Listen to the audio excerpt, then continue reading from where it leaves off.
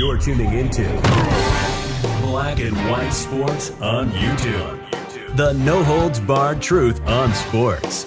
The main event starts now. I'm back. Rodrance for Black and White Sports. Well, we've had a couple of prominent black assistant coaches come out and make some statements. Now, they said they didn't want to directly talk about Brian Flores' case, but what they did do is they talked about their interviewing experiences with NFL teams.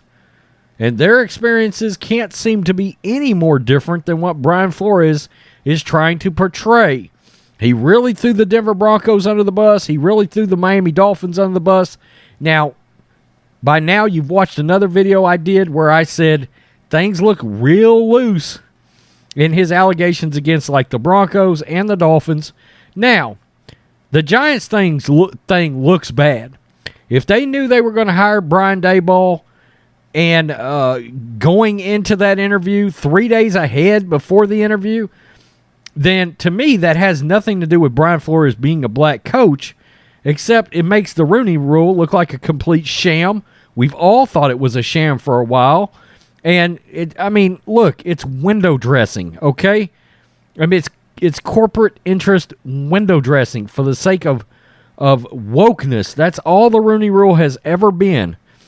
Nobody should get hired on anything less than the club, the owner, feeling like they are hiring the best possible candidate.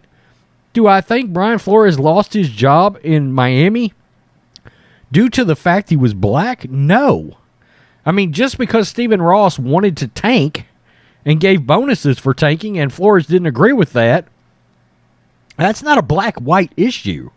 That's an ownership-coach issue. And yeah, the coach and the ownership has to see eye to eye.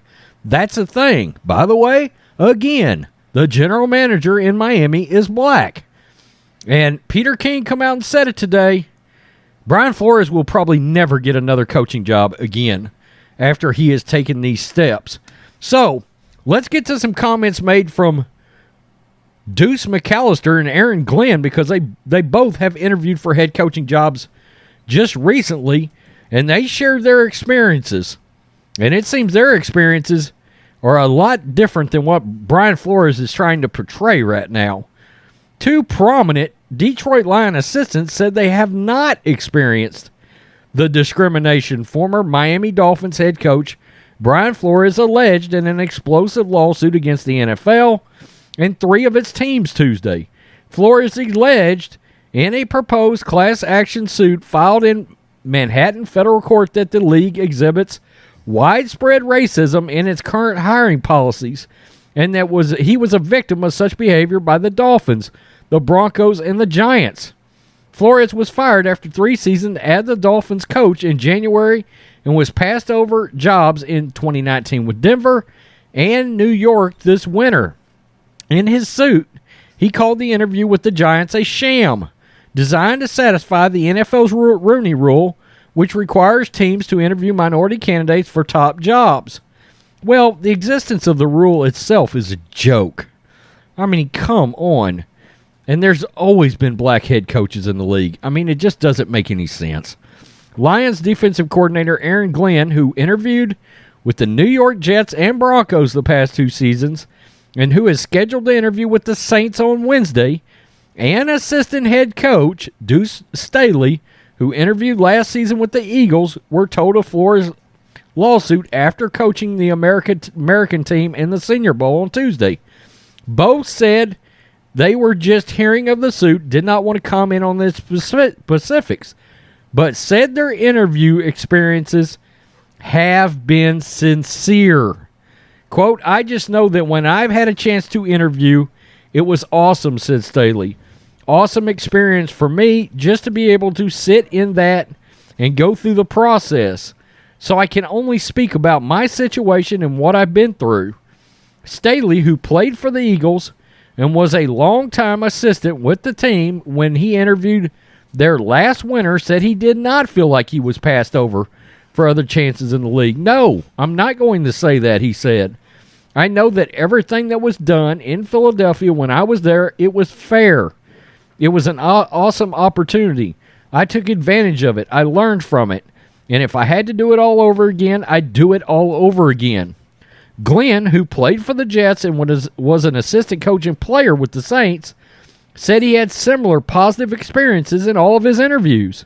With the Broncos last month, he interviewed for nearly 6.5 hours and spent the first hour alone with second-year general manager George Paton. Paton was not with the Broncos when Flores interviewed with the team. For me personally, I thought all of my interviews were really good interviews, Glenn said, and the way I look at it, I get a chance to get in front of these GMs and other high-level people in the organization just to express my thoughts on how to be a head coach and run an organization. That's the only way I look at it. That's a damn good way to look at it. So I don't look at it as fake interviews or anything like that. If that was to happen, that's a shame for the league, but I haven't experienced that, just to be honest with you. The NFL employs just two minority head coaches, Mike Tomlin of the Steelers and Ron Rivera of the Washington Commanders. Yeah, that's the first time I'm getting to use that in a video at this point. The Washington Commanders. Interesting. So, they said they didn't want to directly comment on it, but they do a damn good job of debunking some of what Brian Flores had to say.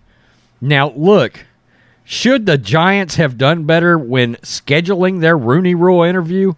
Obviously, if they knew they were going to hire Brian Daboll, yeah, that looks bad, okay? But at the end of the day, you never know if Brian Flores shakes you enough in the interview, you might have a little mind change there by the Giants. I doubt it, because they got a plan involving Daniel Jones, and you got the connection with Joe Shine from the Bills, the general manager of the Giants now with Daboll. I actually like that hiring pair a lot. For full disclosure, I want to be fair to Flores in this. I think the guy should have been hired by somebody as a head coach. I think he's a good head coach. The fact that he didn't agree with Ross about tanking, that in itself is a positive in my opinion, but it does not make this racial. In any way is that racial.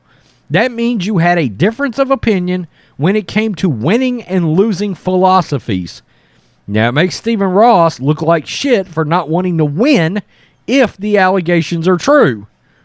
But look, there's a difference between being a racist and just looking like an asshole owner that don't know what he's doing. I mean, come on. I don't see how Brian Flores wins this. I don't. I don't think this lawsuit, I think you're going to have too many potential future black coaches that are going to come out and say, no, I haven't experienced this. And Flores likely to never get another job again. I mean, when you start playing things based on color, that's a wrap, dude. It's just a wrap. But in fairness, the NFL, your Rooney Rule, let's face it, you have a hand in making this look, I mean, completely like an utter and complete sham. The Rooney Rule has always been a joke. It should not exist. You should not be hauling people in there based on skin color. No, that's not the way it should go. For the record, one of these two guys is probably going to end up being a pretty good head coach in the future. Deuce or Aaron Glenn. Peace. I'm out. Till next time. Thanks for watching the show. Be sure to like, comment, and subscribe. Be sure to tune in next time on Black and White Sports.